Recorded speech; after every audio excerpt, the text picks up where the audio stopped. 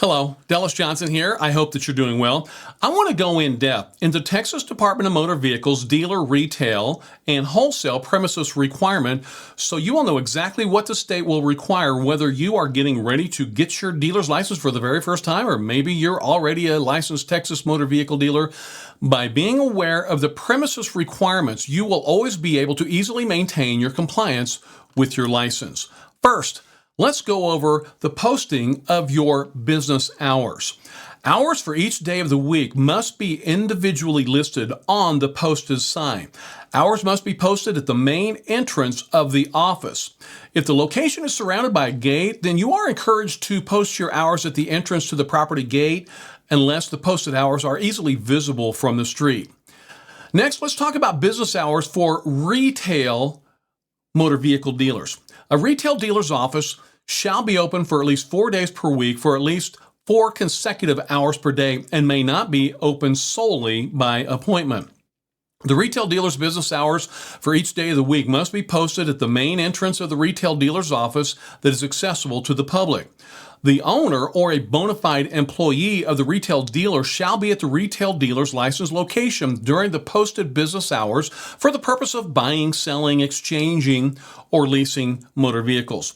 If the owner or bona fide employee is not available to conduct business during the retail dealer's posted hours due to special circumstances such as an emergency, a separate sign must be posted indicating the date and time the retail dealer will resume operations. Regardless of the retail dealer's business hours, the retail dealer's telephone must be answered from 8 o'clock a.m. to 5 o'clock p.m. weekdays by a bona fide employee, owner, answering service, voicemail service, or some type of answering machine. A caller must be able to speak to a natural person or leave a message during these hours. Wholesale hours. Wholesale hours for wholesale motor vehicle dealers. A dealer that holds only a wholesale motor vehicle dealer's GDN must post its business hours at the main entrance of the wholesale motor vehicle dealer's office. A wholesale motor vehicle dealer or a bona fide employee shall be at the wholesale motor vehicle dealer's licensed location at least 2 weekdays per week for at least 2 consecutive hours per day. A wholesale motor vehicle dealer may not be open solely by appointment.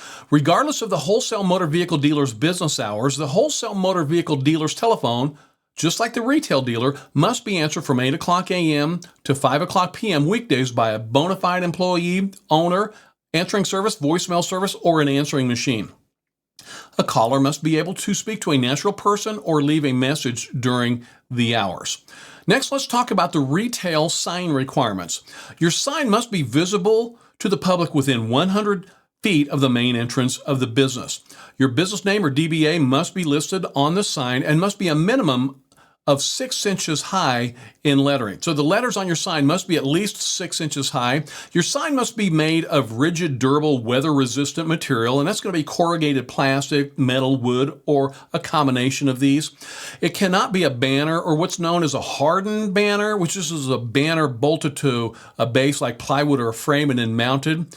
So if you are currently using a banner, you will need to provide an invoice of the permanent sign that you have purchased and a written statement confirming that the sign that you ordered will be properly mounted upon delivery. When you're attaching your sign, it must be bolted to the structure or bolted or welded to a fence or other permanently installed in-ground sign pole or sign support. There are some exceptions. Let me talk about this. The sign can be painted onto a structure or a window. The sign can be affixed to a window with permanent vinyl lettering. The sign can be etched into a door or a window. The sign can be affixed with permanent adhesive. Fence-mounted signs. A sign can be permanently mounted to a fence as long as it is bolted or welded to that fence. A chain link fence sign is only acceptable if that sign is appropriately bolted or welded. You can never use just zip ties, rope, metal ties, or etc. They cannot be used in place of a sign being bolted or welded. Next, we'll talk about the exterior wholesale sign requirements. A couple of sign requirements for wholesales are a little bit different from retail licensed motor vehicle dealers. So the sign has to be visible to the public within 100 feet of the main entrance of the business office.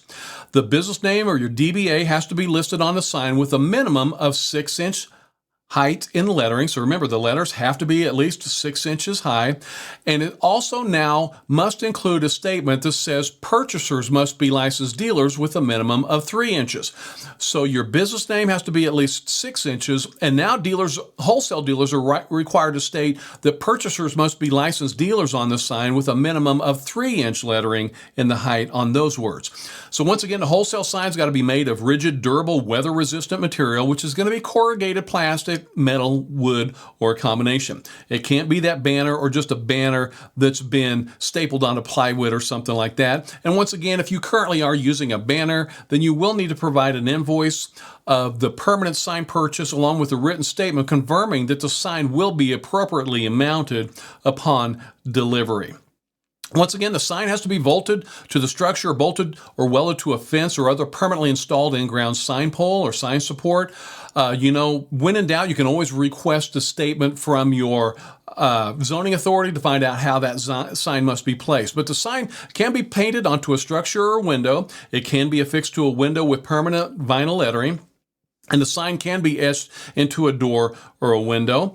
And the sign can be affixed with permanent adhesive. Once again, if you have a sign that's permanently bolted or welded to a fence, that will work. And the chain link fence sign is only acceptable if it is appropriately welded or bolted to that chain link fence.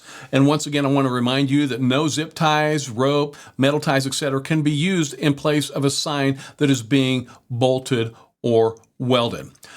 Now I would like to talk about an interior wholesale business sign for wholesale dealers. If an outdoor sign is not permitted at the office building that a wholesale dealer is using, then this must be annotated in the lease agreement. Okay, so it has to be in the lease that you cannot have that exterior sign. But it has to be visible to the public within 10 feet of the main door of the dealer's business office. The business name located only in a lobby directory is not sufficient. So that sign, the business name has to be listed on the sign. It must be a minimum of 2 inches in height if you've got an interior sign. And it also has to include the statement that purchasers must be licensed dealers with a minimum of 1 inch high lettering in that height. And once again, that has to be made of durable material and the lettering cannot be changed.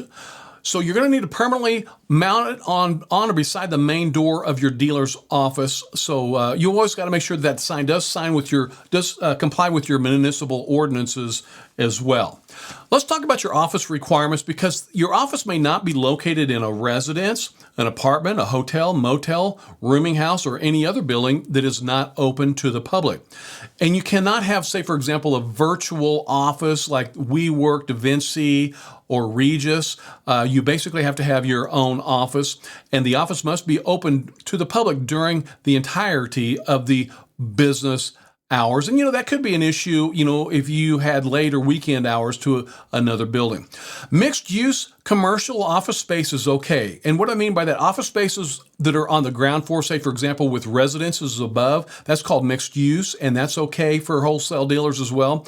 But remember, it cannot be located in a garage attached to a residence. You must have a separate entrance also if it's located within a restaurant, gas station, or a convenience store. So do please keep that in mind. The office is required to have 100 square feet of interior floor space exclusive of hallways. I want to repeat that. Your office has to be at least 100 square feet exclusive of hallways or closets or restrooms. So if you have restrooms or closets or something like that, you have to have 100 square feet that does not include hallways, closets, or restrooms. And this is a strict interpretation, and proof of measurements may be required if you are close to the minimum. If construction is required to meet your minimum space requirements, it has to be completed prior to licensure. It does not meet compliance if other requirements have not been met. Say, for example, if you have to build a new wall or something like that, then you have to make sure that that is taken care of before you apply for your license. And if, the addition of a wall or shared space lowers that square footage below the minimum, that would not be acceptable. Okay, so do please keep that in mind. Once again, your office has to have required office equipment, which is going to include at minimum a desk, 2 chairs, internet access, and a working telephone in the name of the business or your DBA. Once again, I want to really be clear on that. Your office must have a minimum one desk, 2 chairs, internet access, and a working telephone in the name of the business or the DBA. If a sole dealer at the location, if there's just a sole dealer at the location, the lobby does not need to be separated from the office area. Let's talk about portable type of offices, and this is going to include, say, for example, a repurposed recreational vehicle. These would only qualify as an office if they are not readily moved. So if they have their tires and wheels removed, they also have to be connected to a power source and have a minimum of 7-foot high ceilings and still meet that 100 square foot minimum space requirement. Finally, let's talk about shared office spaces. No more than 4 retail dealers or 8 wholesale dealers can be licensed in the same building. I want to make sure you're really clear on this. No more than 4 retail dealers or 8 wholesale dealers can be licensed in the same building. You cannot have a mix of wholesale and retail dealers licensed in the same building. A pending application cannot be approved if a conflict with a previous dealer in that building has not been met. So say, for example, there were 4 dealers in that building before one of them has supposedly left, but they still have an active license. You would not be able to become a dealer in that building until that previous retail dealer's license has been closed or revoked. This includes situations where a site visit or the property owner or landlord has confirmed that the existing dealer is no longer at that licensed location, okay? A business owned by the same individual at the same location is not required to have a separate office or office equipment. They are required to have a separate phone number and business sign if the business names are different from one another. If the office is shared with another dealer or a business not owned by the same individual, there must be some type of permanent separation, like floor to ceiling walls that have to be made by drywall, masonry, wood, or cement. So those floor to ceiling walls have to be really permanent walls, and you would also need a hinged door separating the business offices that are owned by different individuals, as well as any shared lobby or waiting areas. So I hope you have found this information helpful, whether you are getting ready to apply for your dealer license for the first time, or you're a currently licensed dealer and maybe you're at texasdealers.com clicking on the video link to do some video reviews. You always need to make sure that you are in compliance with the Department of Motor Vehicles premises requirements. So once again, my name is Dallas Johnson. I'm the lead instructor of the Automobile Dealer Training Association, and we are approved to provide your Texas Dealer Pre-License course and your Texas Dealer Renewal course.